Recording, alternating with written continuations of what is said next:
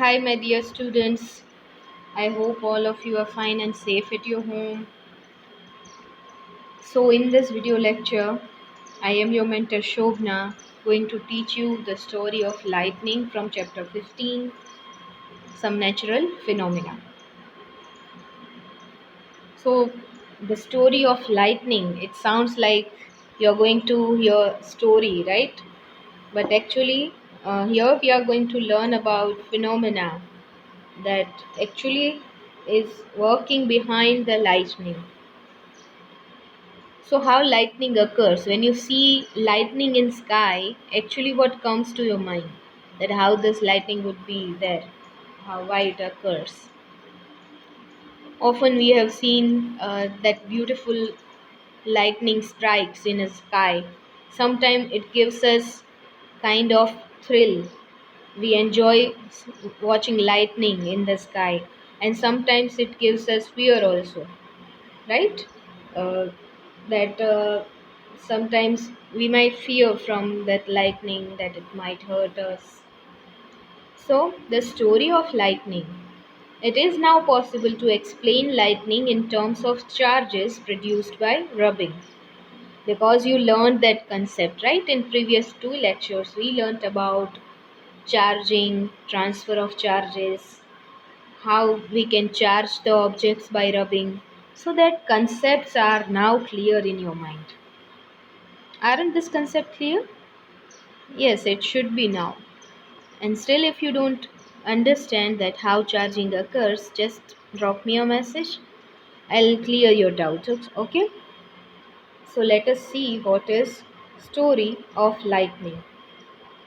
Here in image, charges are shown that cloud are having different charges, and when opposite charges containing clouds they come near to each other, that lightning strike occurs. So how that occurs, that is given in this paragraph. Let us see. You learnt in class 7 that during the development of thunderstorm, the air currents move upward while water droplets move downwards. Because you know that how water cycle works. You learned the water cycle in previous classes, that due to evaporation of water, that air currents they move upwards, and finally that humid air, from that humid air tiny water droplets they combine with each other and form clouds, and there they condense, they cool down. And when condensation is in enough amount, then that water droplets which was in form of humid air, they combine with each other, they come close to each other, and when they become heavier they fall on the earth in form of rain. So simply we can say that air currents move upwards and water droplets they move downwards. And this vigorous movement it causes separation of charges. ये movement जो होती है कि air current ऊपर की ओर move कर रहे होते हैं, वाटर ड्रॉपलेट्स नीचे की ओर मूव कर रहे होते हैं, तो इन दोनों के बीच जो घर्षण होता है, एक विगरस मूवमेंट होती है, उनकी वजह से इन मटेरियल से चार्जेस सेपरेट होते हैं. ठीक है, क्योंकि ये एयर जो है वो भी कंडक्ट करंट कर सकती है, और जो वाटर ड्रॉपलेट्स है वो भी करंट कंडक्ट कर सकते हैं. ठीक है, तो इनसे चार्जेस जो होते हैं वो सेपरेट होने लगते हैं. और दिस प्रोसेस, ये ऐसा क्यों होता है ये कम्प्लीटली तो अभी अंडरस्टैंड नहीं कर पाए, बट पॉजिटिव चार्जेस जो है वो क्लाउड की ऊपर की एज की ओर कलेक्ट होने लगते हैं. Okay, when this vigorous movement is there charges separate and they start gathering near the upper edge of clouds, and the negative charges accumulate near lower edges, and there is accumulation of positive charges near ground also. Okay, ज़मीन पर भी ये charges जो होते हैं वो collect होते हैं. When the magnitude of these accumulated charges becomes very large, the air, which is normally a poor conductor of electricity, is no longer able to resist their flow. Okay, generally आपको question होगा कि air current move वो करते हैं और water droplets नीचे की ओर move करते हैं, तो चार्जेस तो सिर्फ वाटर ड्रॉपलेट्स में होता है, एयर में नहीं होता. Yes, air is poor conductor, but when this tremendous movement is there, when charges, its accumulation is in greater amount, in larger amount, at that time the current air, which is poor conductor of electricity, that would not be able to resist the flow of current. तब air से भी current pass हो जाएगा और जो lightning strike आप देख सकते हो वो फाइनली क्रिएट हो जाएगा. ओके. तो इनकी वजह से जो नेगेटिव और पॉजिटिव चार्जेस मिलते हैं, अट्रैक्ट होते हैं और ब्राइट लाइट के स्ट्रीक्स प्रोड्यूस करते हैं, और वो भी साउंड के साथ. और इसको हम क्या बोलते हैं, लाइटनिंग. और ये बहुत छोटे मोटे अमाउंट में नहीं होता, बहुत ही ट्रिमेंडस अमाउंट में होता है, बहुत ही बड़े अमाउंट में होता है. So we see the streaks as lightning and this process is called electric discharge. Scientific language में इस प्रोसेस को हम क्या बोलते हैं, इलेक्ट्रिक डिस्चार्ज. ओके. तो आपने जो प्रोसेस देखी, इलेक्ट्रोस्कोप बनाया तब देखी, और जो बलून जब चार्ज कर रहे तब देखी, या आप विंटर सीजन में स्वेटर निकाल रहे हो तब आप जो देखते हो, वो सारी फिनोमिना, और लाइटनिंग होता है तब फिनोमिना जो होती है वो सारी सेम है. ठीक है. फ़र्क सिर्फ इतना है कि नॉर्मली आप जो स्पार्क देखते हो उसमें चार्ज का अमाउंट लिमिटेड होता है, बहुत ही कम होता है. ठीक है.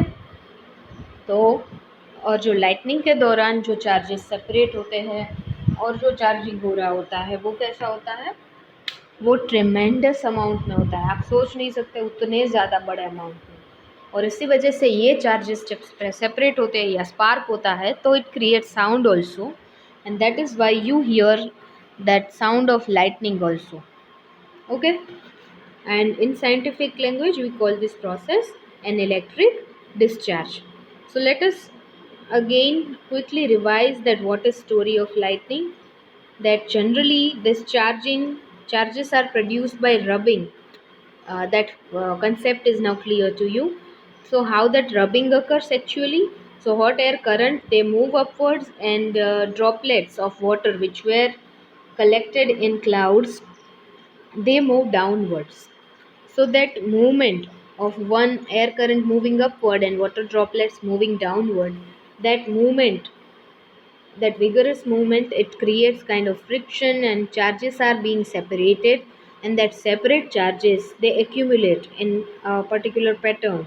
How they collect here, the positive charges they accumulate in upper edge of cloud, as you can see here in figure, that positive charges would collect in upper edge of cloud and negative charges would collect in lower edge of cloud. And some charges, positive charges, they would also collect on ground, as you can see here in image. And finally, these charges, their accumulation would continue, and when these charges would be in greater amount, then air would be no longer able to resist their flow, and negative and positive charges would attract each other, they would meet, and they would produce streaks of bright light, and that too with sound. Okay. So we see these streaks of lightning, and the process is called electric discharge, and in common language in our daily life we call it lightning.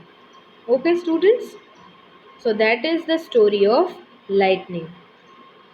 Okay. So process of electric discharge can occur between two or more clouds. अब ये ऐसा नहीं कि एक ही cloud में ये process होती है और आप लाइटनिंग देखते हो. एक्चुअली स्काई में बहुत सारे ऐसे क्लाउड्स होते हैं, और ये चार्जेस जो है ये एक से ज़्यादा क्लाउड्स है उनमें होती है, और क्लाउड्स और अर्थ के बीच में भी ये प्रोसेस होती है. ठीक है. इलेक्ट्रिक डिस्चार्ज जो है वो एक से ज़्यादा क्लाउड्स के बीच में भी होता है, और अर्थ और क्लाउड के बीच में भी ये प्रोसेस होती है. ठीक है. और इनसे इलेक्ट्रिक डिस्चार्ज होता है. Today we do not get frightened by lightning like our ancestor did.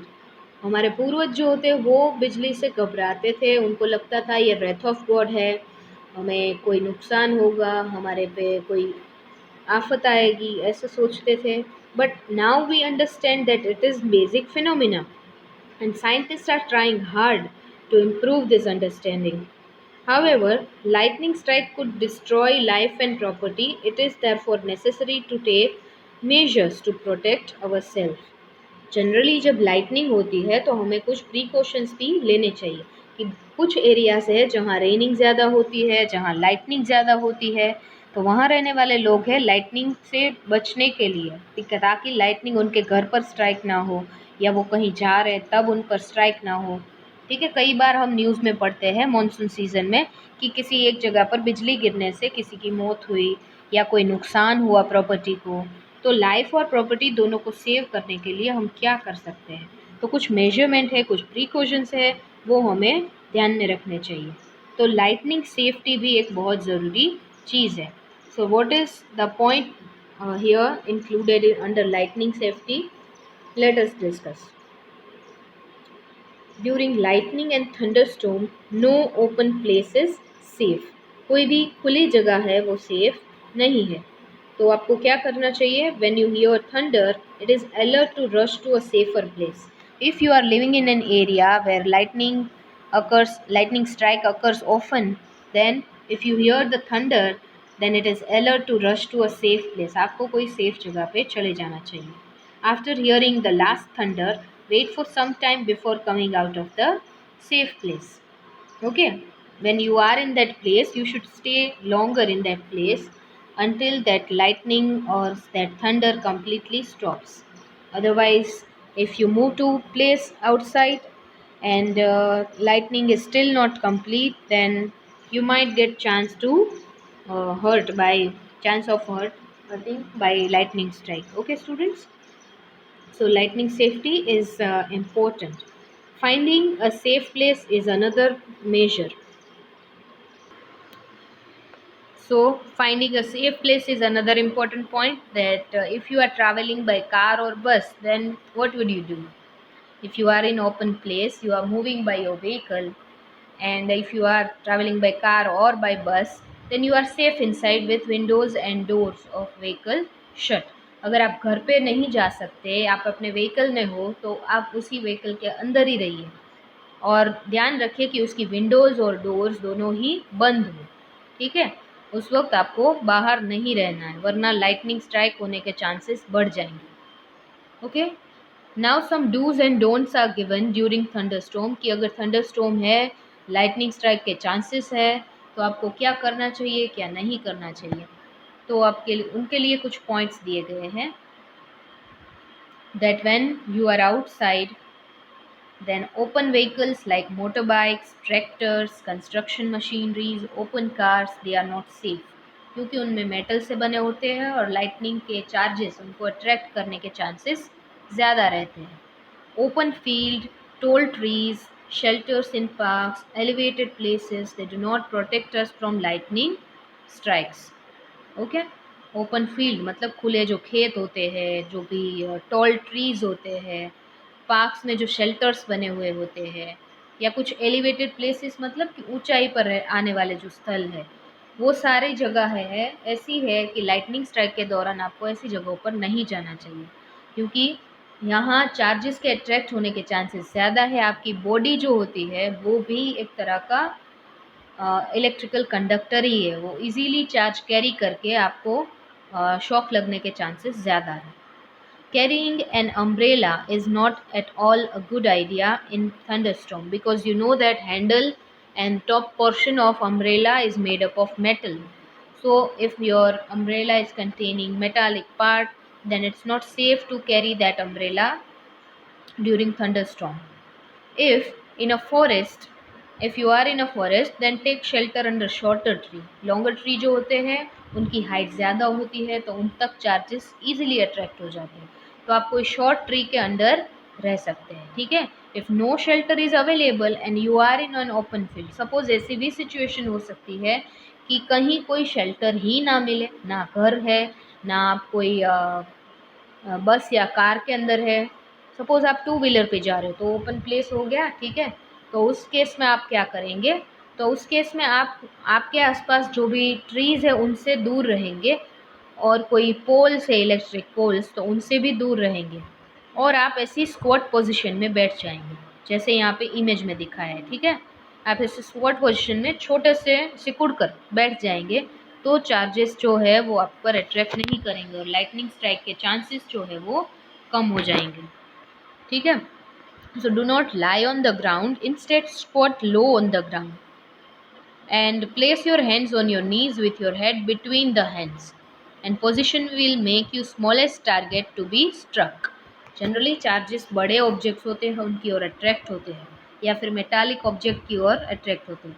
So if you lie down on the ground then your surface area would be greater, and charges or say lightning strike, they would attract you easily. So you should make a squat position like it is shown here, and you would be protected. Okay, we will see further point in next video lecture. Okay students.